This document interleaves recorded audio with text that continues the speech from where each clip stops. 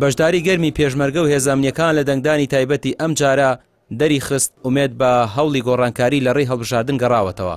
پێشبینی بەشداریەکی گەرمی دەنگدەران لە دەنگدانی گشتیش دەکرێت.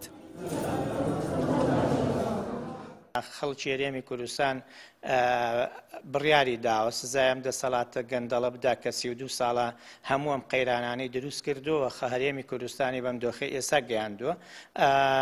دەنگدانی تایبەت پێمانەڵێ گوڕوتینێکی باشەیە، خەڵکی لە ڕۆژی دەنگدانی گشتی بەشداری ئەکەن، سزای دەسەڵاتە دەن.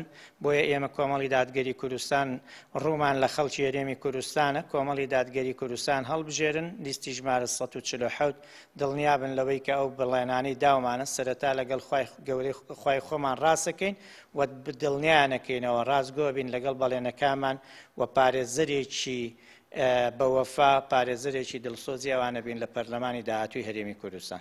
لە دەنگدانی تایبەتی ئەم جارە لە دوای کاژمێر 3 دوانیەوڕۆ زۆربەی بنکەکان تەواوی دەنگەکانی تێدا درابوو. دەنگدەرانی تایبەت بە گەرمگوڕی دەچوونە سەر سندوقەکان، ئەوەشی جێی سەرنج بوو سەر ڕای فشارەکانی دەسەڵات، بەڵام بەشێکی بەرچاوی دەنگەکانیان بۆ دەسەڵاتداران نەبوو.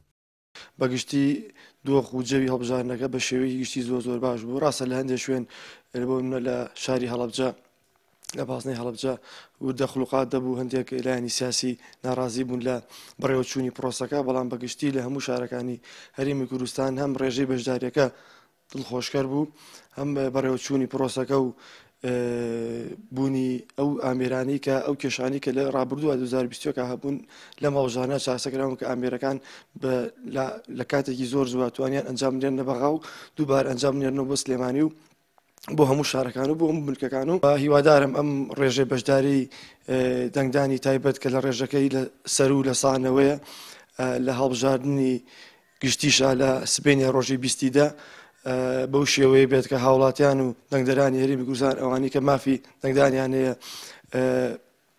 زیاترن لە 2 ملیۆن هاوڵاتی کە مافی دەنگدانی هەیە بتوانن بچنە سەر سنووقانی دەنگدان و بە ئازادی و بە شێوەیەکی نهێنی بتوان دەنگی خۆیان بن.